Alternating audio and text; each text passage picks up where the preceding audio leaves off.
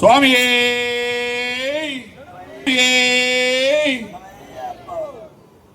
നമസ്കാരം. ഞാൻ മനഃപൂർവ്വം ഒന്ന് സ്വാമിയെ ശരണായപ്പ വിളിച്ചതാണ്.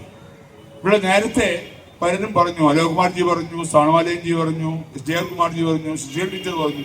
എല്ലാവരും പറഞ്ഞൊരു വിഷയം എന്താണെന്ന് വെച്ച് കഴിഞ്ഞാൽ, നമ്മുടെ ഹിന്ദുക്കളുടെ ഒരു ശക്തി കുറവാണ് ഇതിനെല്ലാം കാരണം. ഇപ്പൊ തന്നെ ഒരു ശരണം വിളിക്കാൻ പോലും ശക്തിയില്ലാത്ത അവസ്ഥയായി. കാര്യം നമുക്ക് ഭക്തിയുണ്ട്, ഭക്തിക്ക് മുകളിൽ ശക്തി വരണം. ആ ശക്തി വന്നാലേ ഈ കള്ളന്മാരെ അടിച്ച് പുറത്ത് കളയാൻ പറ്റൂ. നമ്മൾ വിൽക്കുന്നത് നിയമനിർമ്മാണം നടന്നുകൊണ്ടിരുന്ന സ്ഥലമാണ്. ഇന്നിപ്പോ അങ്ങനെയല്ല. ഇന്ന് പൂജപ്പുര സെൻട്രൽ ജയിലിന് മുമ്പ് നിൽക്കുന്നത് പോലെയാണ് ഇന്ന് സെക്രട്ടേറിയറ്റിന് മുമ്പ് നിൽക്കുന്നത്. കാര്യം അകത്തിരിക്കുന്ന മുക്കവാറും എല്ലാവരും കള്ളന്മാരാണ്. ഈ കള്ളന്മാരാണെന്ന് നമ്മളെ ഭരിച്ചുകൊണ്ടിരിക്കുന്നത്.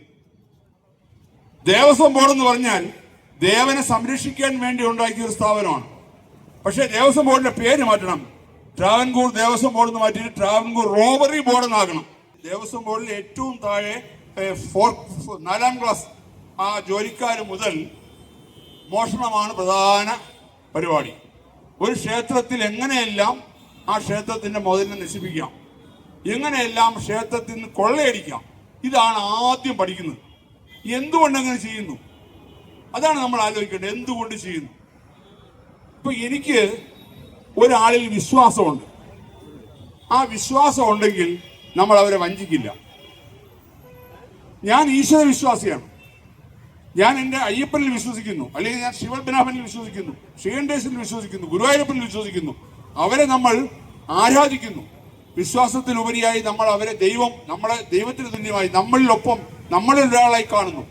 പക്ഷെ അങ്ങനെ അല്ലാത്തൊരാൾക്ക് ഗുരുവായൂരായാലെന്താ, ശബരിമല ആയാലെന്താ, എവിടെ ആയാലെന്താ, അവർക്ക് അവിടെ ഇരിക്കുന്ന വിഗ്രഹത്തിലോ അല്ലെങ്കിൽ അവിടെ ഇരിക്കുന്ന ചൈതന്യത്തിലോ വിശ്വാസമില്ലാത്ത ഒരാൾക്ക് കിട്ടുന്നത് അടിച്ചു മാറ്റുക എന്നുള്ളത് മാത്രമാണ് ലക്ഷ്യം. അപ്പൊ നമ്മൾ അവരെ കുറ്റം പറയേണ്ട കാര്യമില്ല.